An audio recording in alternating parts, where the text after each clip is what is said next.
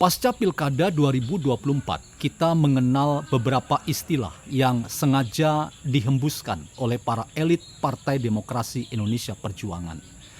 Ketika Jawa Tengah kalah, mereka menghembuskan istilah bahwa Jawa Tengah bukan lagi kandang banteng. Jawa Tengah sekarang lebih cocok disebut sebagai kandang bansos dan kandang parcok. Saya ingin mengatakan teman-teman, kita yang berasal dari daerah Jawa Tengah rasanya harus kompak mengatakan bahwa penyebutan Deddy Sitorus tentang Jawa Tengah kandang bansos dan kandang parcok itu adalah sebuah contoh narasi ideologis yang ingin memecah belah masyarakat Jawa Tengah. Karena itu, masyarakat Jawa Tengah harus mengatakan anti pada penyebutan istilah-istilah itu. Istilah itu sangat merendahkan masyarakat Jawa Tengah. Seolah-olah masyarakat Jawa Tengah adalah masyarakat yang lemah, yang tak berdaya, sehingga oleh karena kekuatan bansos, masyarakat Jawa Tengah kemudian kehilangan independensi diri mereka terkait dengan siapa yang akan dipilih dalam kontestasi pilkada tahun 2024. Tentu saja apa yang dikatakan oleh politisi PDIP ini melukai hati orang Jawa Tengah. Dan saya ingin katakan kita harus menolak istilah kandang bansos dan kandang parcok karena masyarakat Jawa Tengah punya harga diri, dan karena punya harga diri maka masyarakat Jawa Tengah harus kompak mengatakan kami sekarang punya harga diri dan kami independen dan mandiri dalam menentukan siapa pemimpin kami tahun 2024 dan 5 tahun ke depan. Bagaimana analisis filosofis menolong kita untuk mencermati penggunaan narasi ideologis seperti kandang bansos dan kandang parcok ini. Apakah ini bisa kita sebut sebagai salah satu contoh dari penggunaan terminologi ideologi yang tidak mengintegrasi kita sebagai sebuah bangsa dan masyarakat Indonesia, tetapi kita justru terkotak-kotak dalam perpecahan di antara sesama anak bangsa.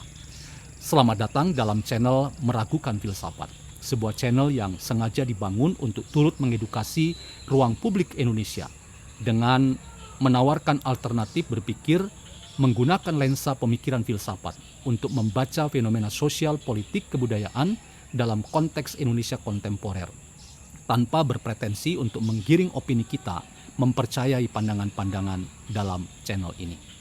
Teman-teman, istilah ideologi itu adalah sesuatu yang pernah saya katakan punya dua fungsi sekaligus.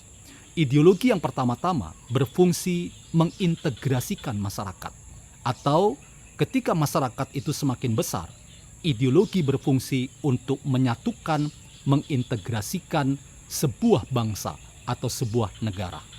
Tujuannya adalah untuk mencapai target-target yang lebih besar, lebih luhur, dan lebih mulia dalam rangka bangsa dan negara itu mencapai kehidupan, keadilan, dan kesejahteraan yang menjadi cita-cita sebuah bangsa.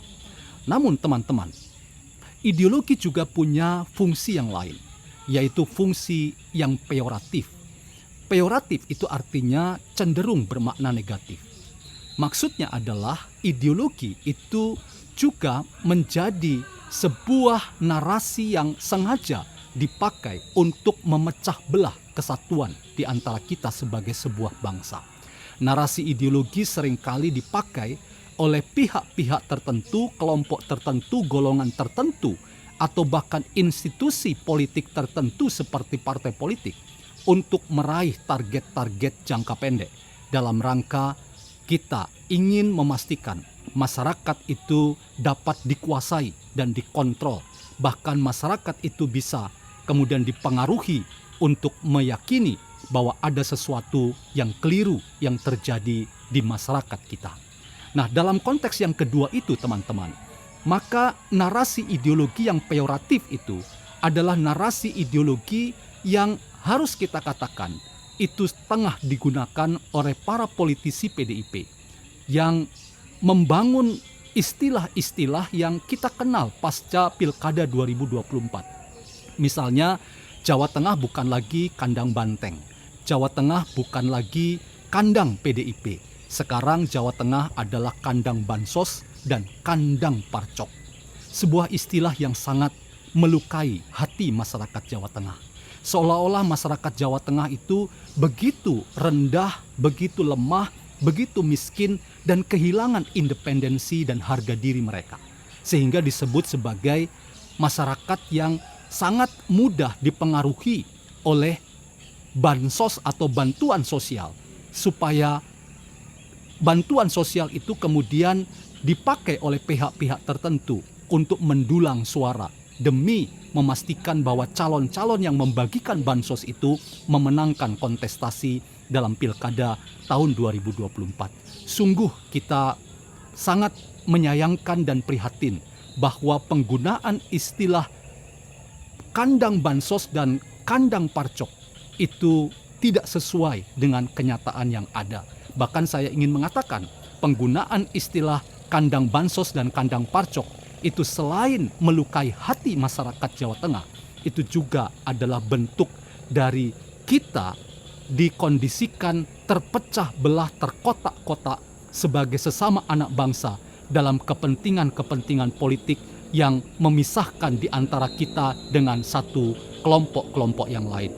Padahal kita adalah satu masyarakat dan satu bangsa yang punya kepentingan yang sama, yaitu hidup yang semakin baik dalam semangat solidaritas, keadilan, dan kesejahteraan dan kedamaian yang harusnya merupakan bagian dari cita-cita politik kita dan demokrasi kita, agar masyarakat kita semakin tertata menjadi masyarakat yang semakin baik, adil, dan sejahtera. Karena itu teman-teman, para politisi PDIP yang sengaja menghembuskan istilah-istilah yang memecah belah di antara kita sebagai sesama anak bangsa, selain itu adalah bentuk dari pelemahan masyarakat Jawa Tengah yang sangat menyakitkan hati masyarakat Jawa Tengah. Saya ingin katakan, narasi ideologi kandang bansos dan kandang parcok itu tidak membuat kita menjadi orang yang menempatkan politik itu sebagai bagian dari kita bisa berbeda, tetapi tidak berarti kita menjadi orang yang terpisah antara satu dengan yang lain. Karena apa? Karena kita adalah sesama anak bangsa dan satu saudara sebagai saudara sebangsa dan setanah air. Karena itu teman-teman, jangan terjebak dengan istilah-istilah ideologis yang peyoratif atau yang negatif yang ingin membuat kita menjadi masyarakat yang terpecah belah. Karena itu narasi ideologis bahwa Jawa Tengah itu harus disebut sebagai kandang bansos dan kandang parcok itu harus kita lawan dengan narasi tandingan bahwa Jawa Tengah itu adalah kandang dari putra-putri Indonesia yang sama-sama mencintai Indonesia. Dan ketika tahun 2024 Pilkada mendudukkan bukan calon PDIP yaitu Andika Perkasa yang menang, sebaliknya yang menang adalah pasangan Ahmad Lutfi dan Tats Yassin, rasanya bukan karena ditentukan oleh karena bansos yang membuat masyarakat Jawa Tengah dapat terpancing untuk mendukung itu, tetapi harus kita katakan masyarakat Jawa Tengah, rakyat Jawa Tengah sudah menentukan pilihannya, dan independensi masyarakat Jawa Tengah itulah yang membuat pasangan Ahmad Lutfi dan Tats Yassin menjadi juara dan pemenang dalam pilkada di Jawa Tengah. Karena itu teman-teman, jangan mau terjebak dalam politik memecah belah dan mengadu domba di antara kita.